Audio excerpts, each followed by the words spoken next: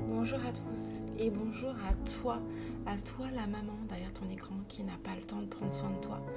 Bonjour à toi l'acharné du travail qui ne veut pas se rendre compte qu'il est en train de cumuler les maladies chroniques, les pépins de santé. Ce message il est pour vous aujourd'hui. Ce message c'est quoi? C'est faites preuve d'égoïsme. Prenez enfin du temps pour vous. Prenez enfin soin de vous. Alors l'égoïsme il est très connoté négatif. C'est un terme vraiment compliqué. On va plutôt parler ici de prendre soin de soi, de prendre du temps pour prendre soin de soi. Mais juste pour information, l'égoïsme en coaching, on ne le voit pas du tout comme on le voit dans la société. C'est pas du tout la même définition que dans le Larousse, ok? On voit là-dedans l'occasion de donner encore plus aux autres, l'occasion d'être encore plus attentif aux autres, d'accord?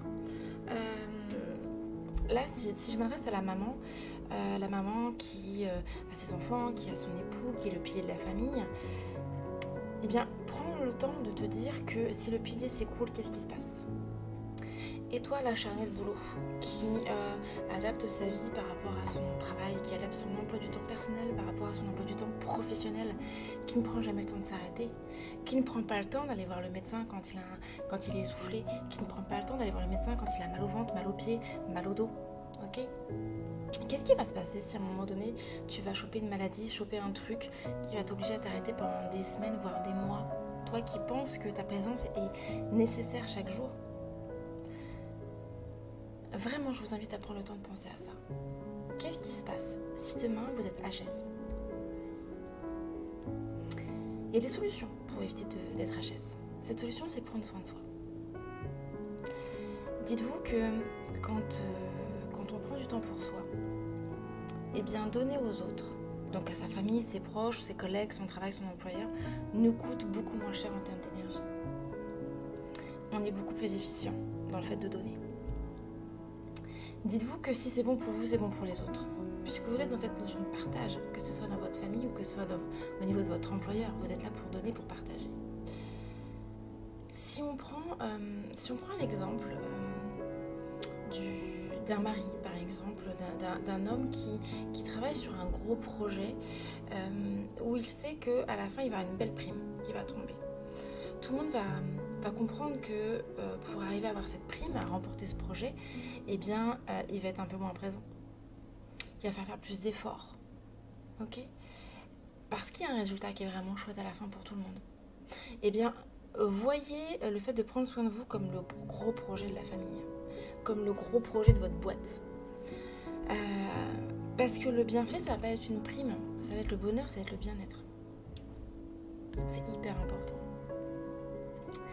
Parce que moi, dans les conseils que je vais vous donner, là, je vais vous donner 5 conseils. Donc le premier, ça va être de prendre du temps. De prendre du temps pour vous. Alors je sais que vous allez me dire que vous n'en avez pas. Mais ça se met dans un agenda. Prendre du temps pour soi, ça s'inscrit dans son agenda. Avoir rendez-vous avec la personne la plus importante au monde, ça prend une place dans son agenda. Je sais que cette phrase, c'est une phrase qui a du mal à passer quand je suis en atelier, quand je fais une animation face à un groupe ou même en coaching individuel. Quand je dis à la personne la plus importante au monde, c'est vous. Il y a toujours un petit moment où ça bloque. Moi-même, ça a été l'une des choses les plus compliquées quand je suis rentrée dans le développement personnel. Étant maman de 3 enfants, ça a été le challenge pour moi. Mais vraiment, j'ai pu constater au quotidien les bienfaits de tout ça. Donc, prendre du temps pour vous va vous permettre d'augmenter en termes d'énergie. Okay, vous allez avoir une énergie beaucoup plus forte, vous allez gagner en vitalité. Et donc, si vous avez plus d'énergie pour vous, vous en avez plus pour les autres, forcément. Osez poser vos questions. C'est aussi ça, prendre soin de soi et prendre du temps pour soi. Osez, quand quelqu'un vous parle de quelque chose, un sujet qui vous passe à 10 000 lieues, mais osez poser des questions. Osez dire j'ai pas compris. Arrêtez de faire comme si vous compreniez tout. Prenez le temps de poser des questions. À un dîner avec des amis, quelqu'un va vous parler d'un sujet, arrêtez de faire comme si vous saviez. Osez dire non, je comprends pas. Le sujet dont tu parles, ça me parle pas. Mais ne vous arrêtez pas là. Posez des questions. Ne dites pas juste ça me parle pas. Posez des questions. Soyez curieux, soyez curieuse. Ça va vous permettre de stopper tout ce qui va être rumination dans votre tête. Donc, quand je parle de poser des questions, c'est pas uniquement à l'occasion d'un dîner avec des gens, des amis, des proches. Ça peut aussi être avec votre conjoint, avec votre conjointe. Au lieu de ruminer sur des choses, posez des questions. Au lieu de vous dire ça fait plusieurs soirs que ma moitié rentre tard, qu'est-ce qui se passe, je commence à m'inquiéter, posez-lui la question. Pourquoi tu rentres plus tard tous les soirs? Ça va permettre de stopper tout ce qui va être rumination et ça va vous permettre de montrer que vous portez de l'intérêt à la personne. Je peux vous assurer que si vous prenez le temps de demander à votre conjoint, votre conjointe pourquoi il est plus comme avant, pourquoi il est plus renfermé, pourquoi elle est plus renfermée, pourquoi elle parle moins, pourquoi il ou elle rentre plus tard le soir. Le fait de poser la question, ça va arranger beaucoup de choses. Le fait de prendre soin de vous aussi. Prenez soin de vous, ça c'est mon 3e conseil, prenez soin de vous. Pourquoi ? Parce que déjà ça fait du bien et en plus vous ne serez plus dans l'attente que ça vienne de quelqu'un d'autre. Si vous décidez de prendre les choses en main pour vous-même, vous ne serez plus dans l'attente que ça vienne de votre moitié, de vos parents, de vos amis, de votre employeur, de vos collègues. Non, vous n'avez plus besoin d'eux, vous vous servez par vous-même. Et du coup, tout ce que les gens vont vous apporter, ça va être du bonus. Et ne plus être dans l'attente, il n'y aura plus de frustration. Et vos relations vont s'harmoniser. Aussi, dans l'un de mes conseils, le 4e conseil que je vous donnerais, ce serait de vous faire accompagner par un coach, par une thérapeute, peu importe, mais faites-vous accompagner. Alors oui, ça coûte de l'argent, mais je peux vous assurer que c'est un investissement. Ça va vous permettre quoi ? Ça va vous permettre d'aider les autres. Ça va vous permettre de vous alléger de vos casseroles. Et donc, en étant plus léger, plus légère, vous serez plus disponible pour les autres. Ça va vous permettre de montrer aussi à vos enfants ce qu'il est bon de faire. Ça va vous permettre d'être plus disponible pour les autres puisque vous allez vous alléger. Ok. Je vais vous donner un autre conseil aussi, le 5e. Ça va être d'arrêter d'être gentil ou gentille et de devenir vrai. Arrêtez de dire oui pour faire plaisir. Ne donnez que des oui vrais. Dire non, c'est pas la fin du monde. Dire non, ça veut pas dire qu'on n'aime pas. Alors ouais, c'est hyper inconfortable. Mais il vaut mieux un non justifié, et donc qui peut être compris, et un non qui peut même amener, attention, qui peut vous amener à trouver un autre terrain d'entente, plutôt qu'un oui qui va être faux, et qui fera que tout le monde sera malheureux. J'adore donner l'exemple d'un déménagement. Vous avez par exemple votre meilleur ami qui vous demande si vous êtes dispo pour le déménagement. Oui, vous êtes dispo. Est-ce que vous avez envie ? Non, parce que franchement, un déménagement, c'est jamais la folie. On n'a jamais trop hâte d'y être, trop hâte d'y aller. Alors, il y a 2 solutions. Vous allez dire oui pour faire plaisir. Et alors là, franchement, ça tombe hyper mal. Vous êtes crevé en ce moment. Donc, vous allez dire oui, vous allez y aller et vous allez faire la tronche. Et puis, du coup, vous allez remarquer tous les petits trucs qui vont pas. Vous allez remarquer tous les trucs que votre ami n'aura pas encore préparés. Vous allez vous dire, les cartons sont pas finis. Si jamais l'ami en question ne vous accueille pas avec une fanfare, des confettis et des majorettes, vous allez vous dire, je suis arrivée à peine calculée. Quand même, moi je me démène, je viens, alors je suis épuisée, et voilà l'accueil que j'ai, quoi. Ok.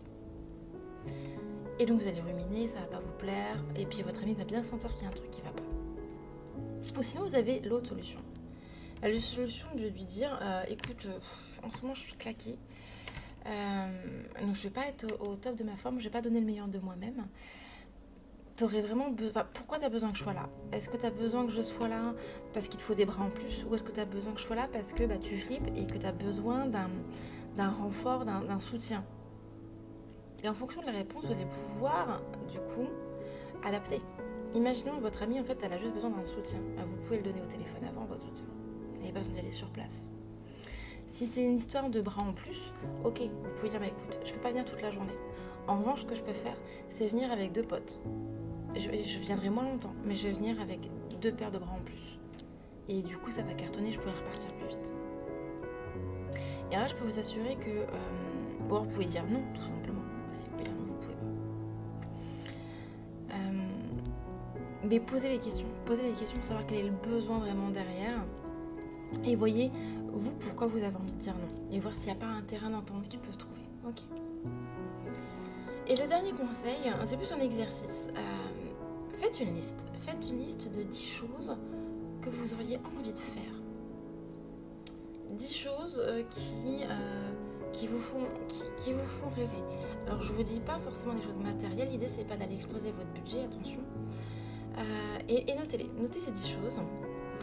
Et ensuite, vous en choisissez 6.